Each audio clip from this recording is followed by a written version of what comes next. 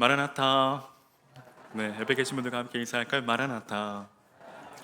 네, 아멘. 주 예수여 오시옵소서.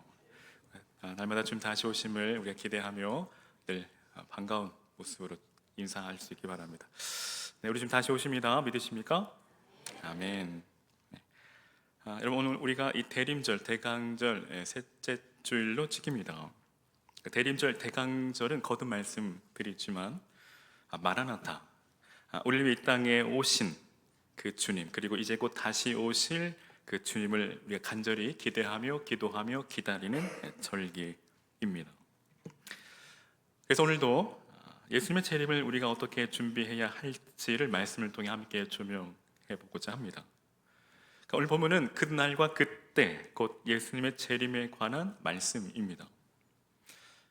사랑 여러분, 거듭 강조하여 말씀드리지만 우리 주님 다시 오십니다. 믿으시면 아멘. 근데 여러분, 그날과 그때 곧 우리 주님의 재림의 날은 언제인지 우린 알 수는 없습니다. 그리고 알려 해서도 안 됩니다. 이는 헛수고일 뿐입니다.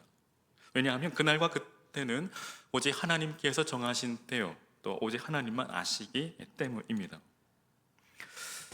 근데 여러분, 이 종말의 때를 우리에게 감추신 것은 바로 저와 여러분을 위한 배려요, 하나님의 은혜라는 사실입니다.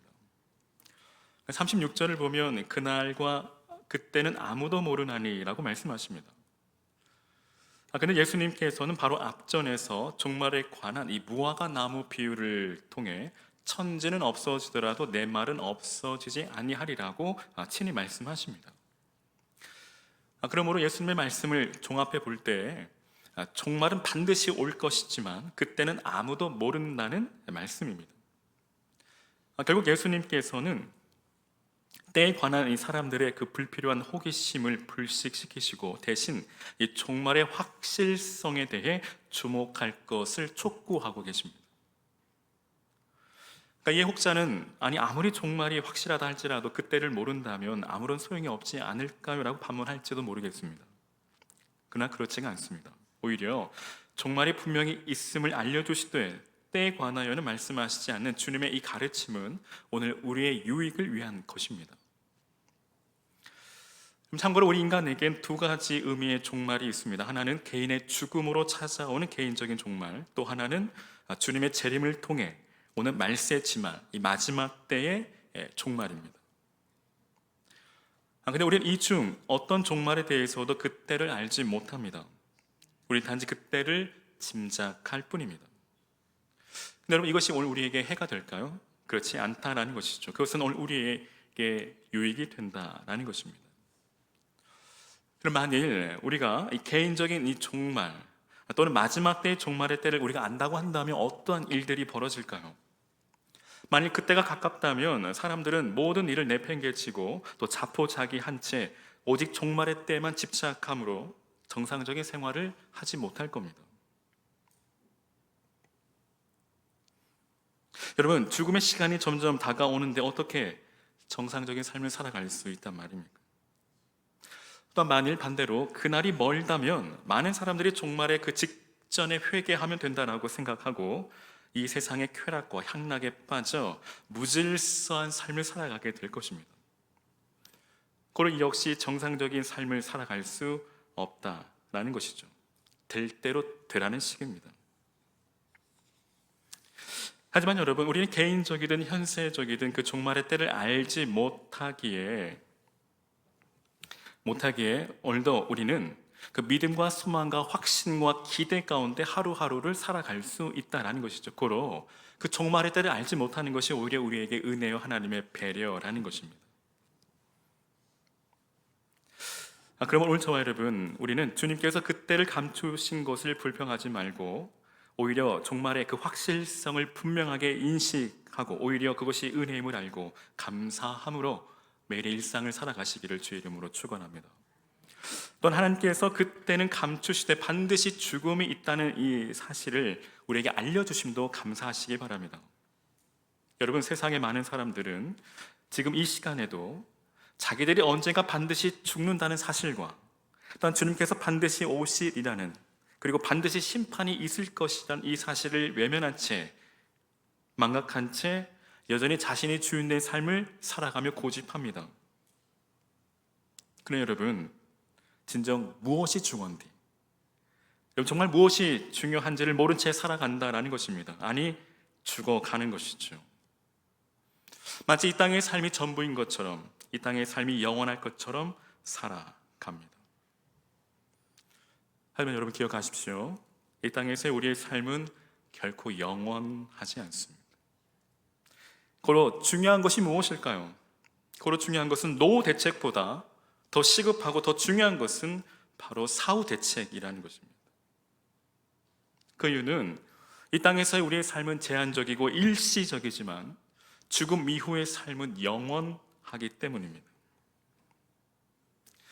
그러므로 이 땅만 바라보며 살아가는 자에게는 아무런 소망이 없습니다. 오늘 37절로 39절에 예수님께서 노아의 때를 말씀하시며 마지막 때에도 이와 같을 것이라고 경고하십니다. 즉 노아의 때와 같이 마지막 때에도 사람들은 땅의 일에만 정신을 빼앗긴 채, 그 마음을 빼앗긴 채 갑작스럽게 임한 하나님의 심판으로 인해 모두 멸망하리라는 것입니다. 이러한 주님의 경고는 우리가 반드시 귀를 기울여 드려야 합니다. 우리가 만일 이 주님의 경고의 말씀에 소홀히 하면 우리 역시도 결코 예외일 수 없습니다. 멸망을 피하지 못합니다. 그렇다면 노아 시대의 사람들은 어떠했으며 또 그들의 문제는 무엇일까요? 우리가 예수님의 말씀을 자세히 들여다보면 노아의 때의 사람들은 노아의 방주에 들어가던 그날까지 먹고 마시고 시집가고 장가가고 있었다라고 증언합니다. 즉 노아 당시 사람들은 대홍수 심판이 임박한 그 순간까지도, 그 위기의 순간에도 세상의 향락에 빠져 있었다라는 것입니다. 여전히 세상에 취해 살아갔다라는 것이죠. 여전히 자신이 주인된 삶을 고집한 것입니다. 물론 먹고 마시고 시집가고 장가가는 것이 나쁜 것이 아닙니다. 인간 생활에 있어 반드시 필요한 일이죠. 기본적인 일들입니다. 따라서 그 자체가 잘못됐다라고 볼 수는 없죠. 하지만 문제는 그들이 이러한 문제 외에 다른 일에는 전혀 관심이 없었다는 데 있습니다. 즉 그들은 하나님의 심판이 있으리라는 이 경고에도 불구하고 하나님의 그 경고의 말씀을 무시하고 여전히 먹고 마시며 장가가고 시집가는 등 자신의 육체의 욕심을 따라 욕망을 채우는 일에만 급급했고 관심이 있었다라는 것입니다. 하나님과 마지막 때에 대해서는 전혀 관심이 없었습니다. 애써 외면하려 했던 것이죠. 그리하여 그들은 이 땅의 것에 집착한 나머지, 육체의 만족에만 집착한 나머지 결국 갑자기 임한 하나님의 심판에 의해 모두 멸망하고 말았습니다. 그 다음에 오늘 우리가 살아가는 이 세상은 어떠할까요? 어느 일간지에 어느 작가가 생각 없이 사는 사람들이라는 이 책에 이러한 글을 기고합니다.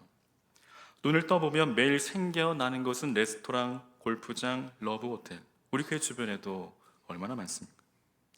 그리고 들려오는 소식은 오직 돈과 육체의 쾌락에 관한 이야기들일 뿐, 참으로 그들은 무엇을 생각하며 살아가는 것일까라고 안타까운 심정으로 질문을 던지고 있습니다. 근데 여러분, 이것이 바로 오늘 우리가 살아가는 이 세상의 현실이요 부인할 수 없는 실상입니다.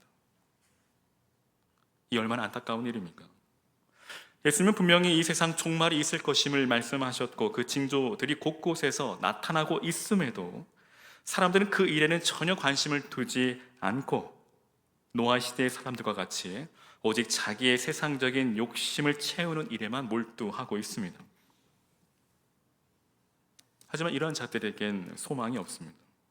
그들은 하나님의 심판의 날이 순식간에 호련히 임할 때 다 멸망하여 영원한 지옥에 떨어지게 될 겁니다.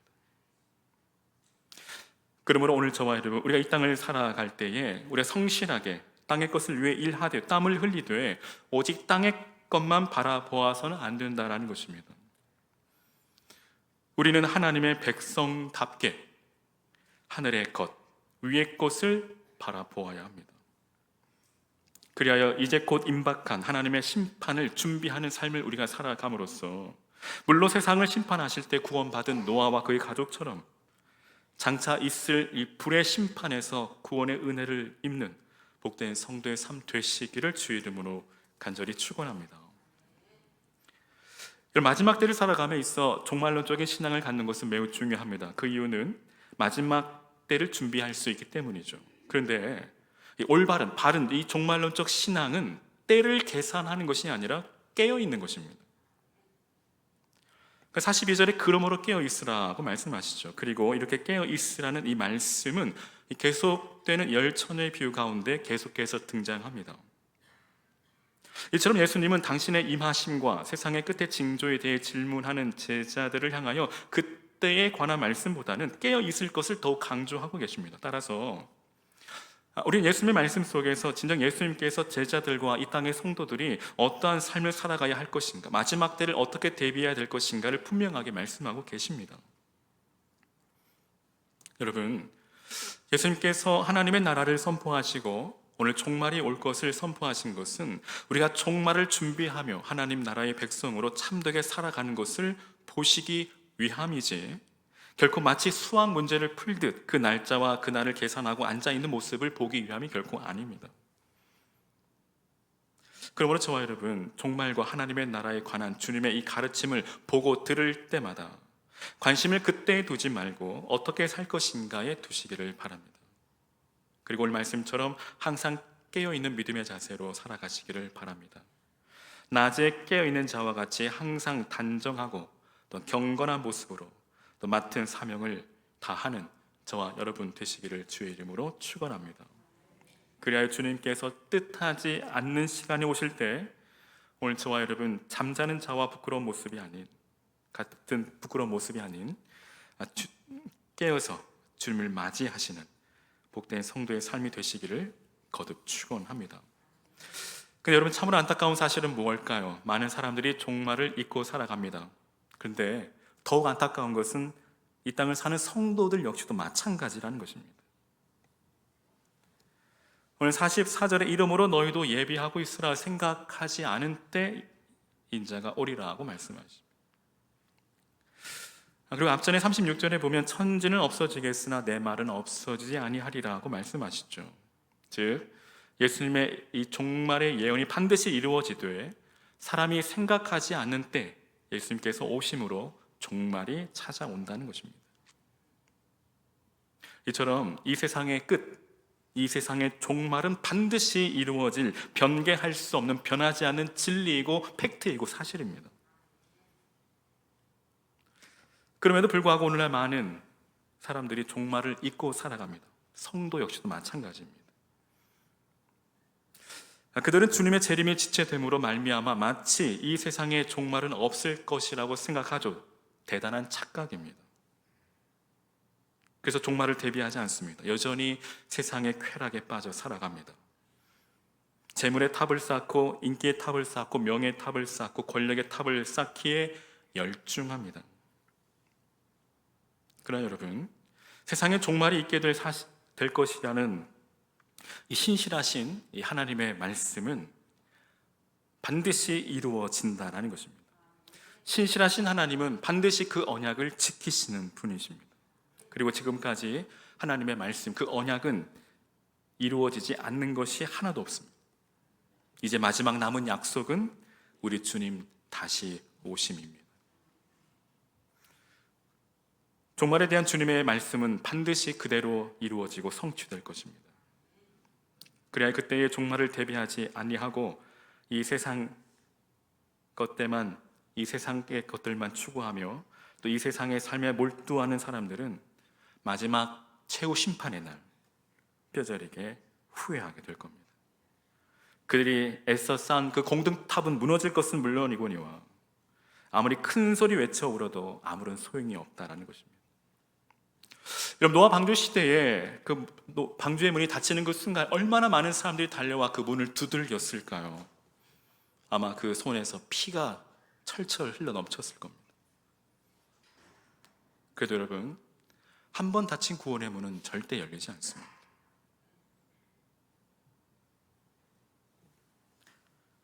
여러분, 계시록에 보면 이 세상, 이 종말의 때에 이 세상에 나타나게 될 대환란에 대하여 말씀합니다. 그러나 환난은 우리가 생각하기에도 끔찍한 것이죠. 그러한 끔찍한 환난은 종말을 잊고 준비하지 않는 사람들이 반드시 겪게 될 일입니다. 그러나 그뿐이 아닙니다. 이 세상 마지막 때에는 영생과 영벌을 나누는 최후 심판이 있습니다. 사랑 여러분, 천국과 지옥은 실제이고 실체입니다. 천국과 지옥은 반드시 존재합니다. 그때 종말을 기억하며 믿음으로 준비하고 대비한 사람들은 그 믿음으로 영생에 들어갈 것이지만, 그러나 종말을 잊고 그 종말을 전혀 대비하지 않고 준비하지 않은 채 여전히 이 세상의 쾌락을 쫓아 이 세상의 것들에 몰두하며 살아간다면 그들에게 기다리는 것은 영벌, 지옥, 형벌 뿐입니다. 우리가 쉽게 말해 영벌이고 지옥, 형벌이지 그 고통이란 우리가 상상조차 할 수 없는, 헤아릴 수조차 없는 것입니다. 성경은 지옥을 꺼지지 않는 불과 유황못으로 묘사하고 있습니다. 여러분, 우리가 불에 조금만 데워도 엄청난 고통을 느끼죠. 하물며 유황, 불못에서 영원히 고통을 당하며 살아간다고 생각해 보십시오. 얼마나 끔찍하고 얼마나 심각한 문제입니까? 그러므로 오늘 저와 여러분, 우리는 한시도 이 세상의 종말이 있다는 사실을 잊지 말아야 합니다. 사람들은 육체의 죽음을 위해서도 준비하고 대비하죠. 하물며 세상의 종말과 최후 심판에 대한 준비를 소홀히 해서야 되겠습니까? 여러분, 거듭 말씀드리지만 노후 대책보다 중요한 것이 사후 대책입니다. 오늘 저와 여러분, 사후 대책 준비되셨나요? 정녕 우리는 이 시간을 계기로 이 세상 종말, 우리 개인적인 종말에 대해 각성하고 영적으로 깨어서 그날을 준비하고 대비하는 믿음의 삶 되시기를 주의 이름으로 축원합니다. 근데 여러분, 과연 그날과 그때는 언제일까요? 궁금합니다. 그날과 그때는 언제일까요? 오늘 주님 말씀하십니다. 우리 주님의 가장 확실한 재림의 때는 바로 생각하지 않은 때입니다. 오늘 44절에 너희도 예비하고 있으라. 생각하지 않는 때, 생각하지 않은 때 인자가 오리라. 이 말씀은 그때에 관해 관심을 갖는 모든 사람들을 향한 주님의 최종적인 대답입니다. 즉 종말의 때에 관해 가장 확실한 사실은 그때를 모른다는 것이며, 굳이 그때를 지정하자면 그것은 바로 생각하지 않은 때라는 것입니다. 그리고 예수님께서는 이러한 사실을 또 우리에게 깨닫게 하시기 위해 참으로 친절하게 비유로까지 말씀해 주십니다. 오늘 43절에 오늘 도적은 언제나 집주인이 방심하고 있는 틈을 타서 집 안으로 들어오듯이 오늘 그리스도의 재림 역시도 사람들이 이 세상의 것에만 집착하고 그 마음을 빼앗긴 채 정신 팔려 살아갈 때, 전혀 관심이 없을 그때 갑자기 이루어진다는 것입니다.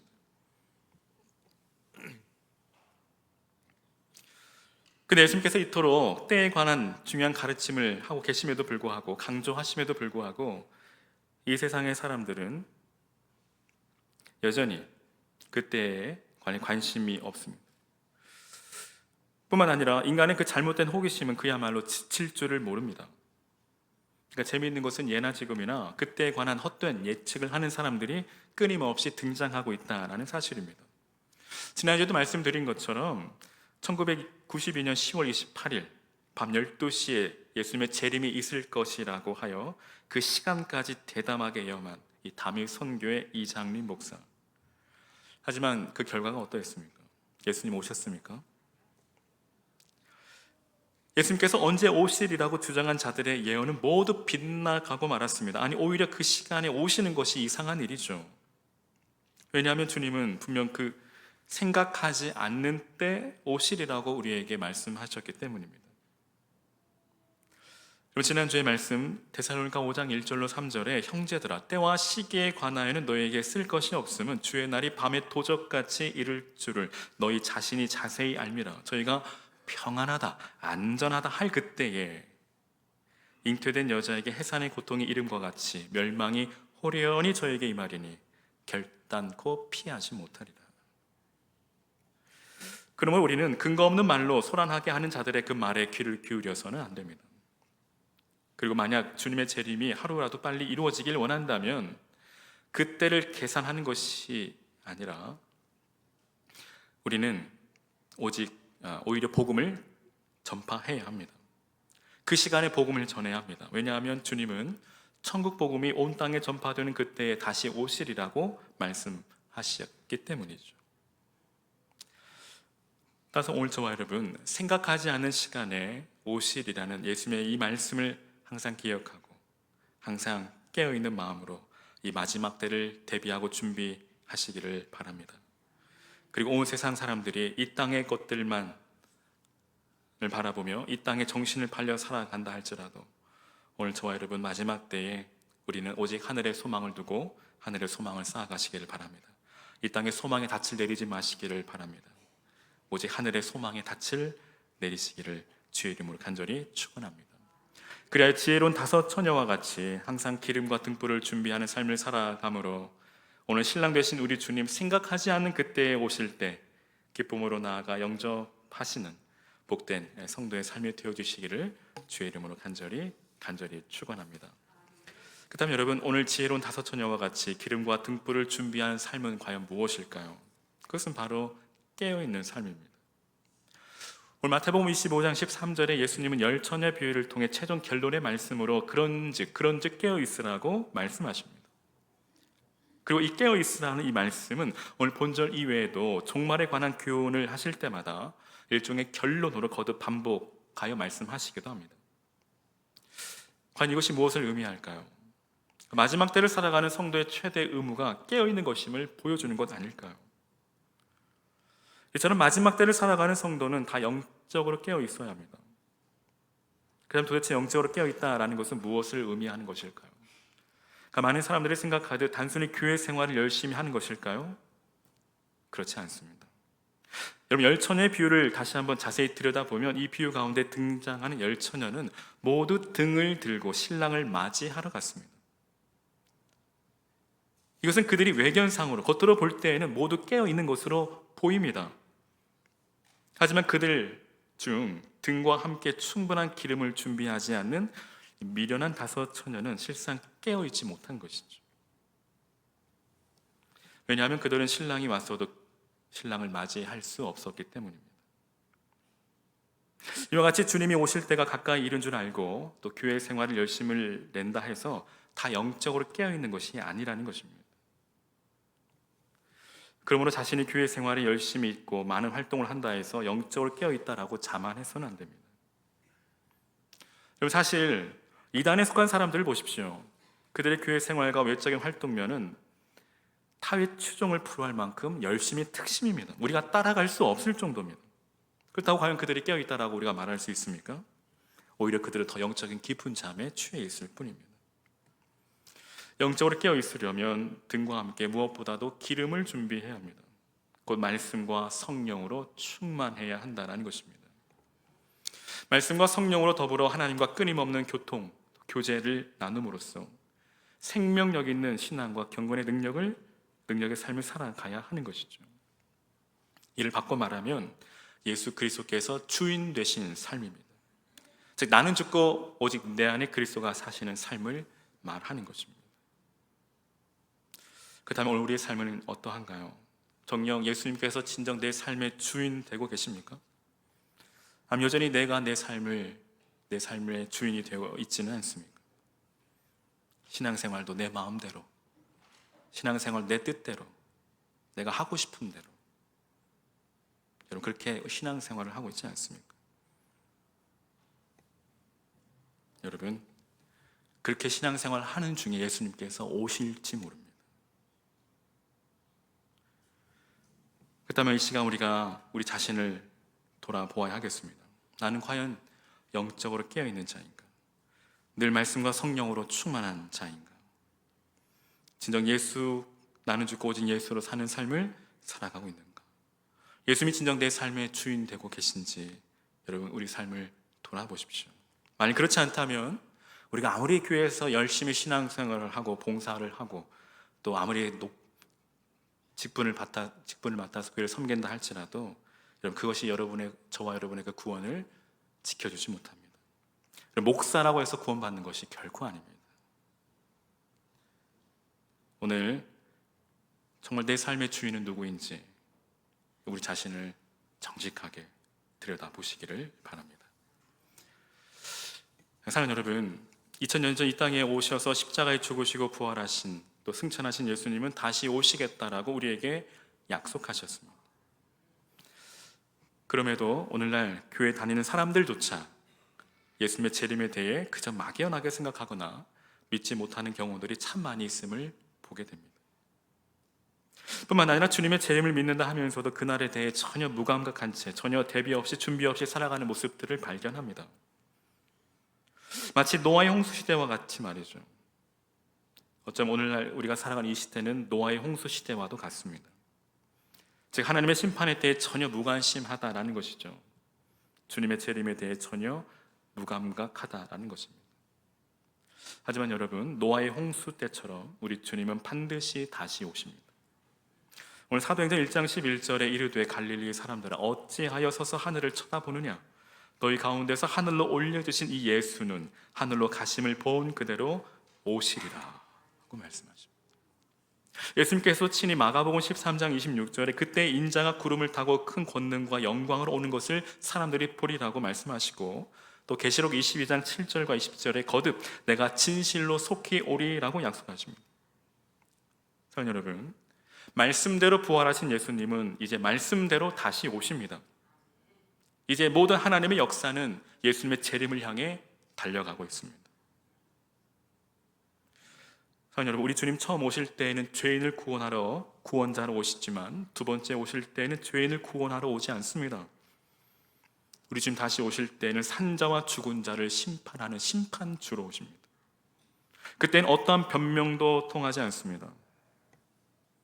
우리의 직분이, 우리의 신앙의 연수가 결코 우리를 책임져 주지 못합니다. 우리 주님 다시 오실 때 한 가지 기준으로 심판하러 오십니다. 그 기준은 무엇일까요? 바로 산자와 죽은 자를 심판하러 오시리라. 산자는 누구입니까?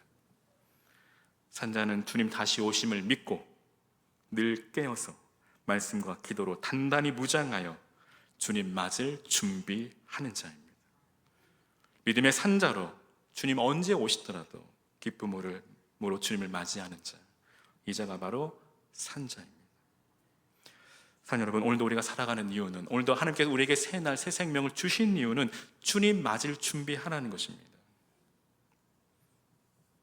여전히 무엇을 먹을까, 무엇을 마실까, 무엇을 입을까, 여기에만 몰두하며 살아가고 계시지 않습니까? 사랑하는 여러분, 우리 주님 다시 오십니다.